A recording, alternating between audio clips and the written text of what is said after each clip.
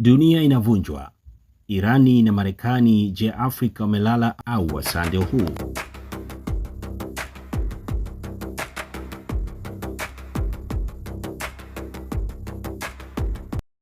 Wakati anga la Ghuba linawaka moto, wakati makombola yanavuka mipaka ya mataifa, wakati dunia inashika pumzi, majina mawili yanatikisa mfumo wa kimataifa: Irani na Marekani. Lakini swali si nani atashinda, swali ni nani ataathirika zaidi.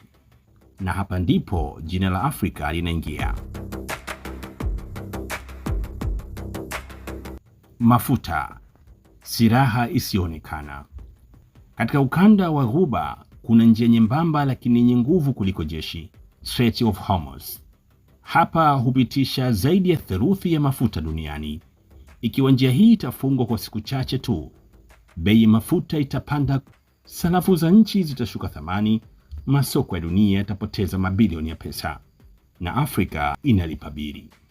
Bei ya mafuta ikipanda, gharama ya usafiri Afrika Mashariki itakuwa juu, chakula kitaongezeka bei, mbolea za wakulima zitakuwa ghali. Hii si nadharia, bali hii ni mnyororo wa uchumi.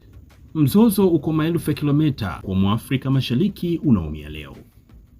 Huu si mzozo wa kijeshi tu, ni ushindani wa mfumo wa dunia. Nani ataongoza kesho? Mataifa kama China na Urusi yanatazama kwa makini. Wengine wanauona kama udhaifu wa Marekani, wengine wanauona kama hatari ya kupanuka kwa vita, lakini Afrika inaweza kuona kama fursa. Ikiwa dunia inagawanyika, Afrika inaweza kujijenga.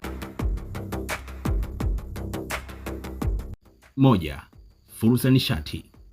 Bei ya mafuta ikipanda, nchi zenye rasilimali za gesi na mafuta barani Afrika zinaweza kuongeza uzalishaji, zinaweza kujenga viwanda vya kusafisha mafuta, zinaweza kuuza moja kwa moja bila utegemezi mkubwa. Lakini zaidi ya hapo, Afrika ina jua, Afrika ina upepo, Afrika ina mito. Huu ni wakati wa kuwekeza kwenye nishati mbadala.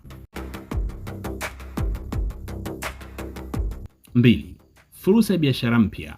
Migogoro ikizorotesha njia za zamani za biashara, Afrika inaweza kuwa njia mbadala.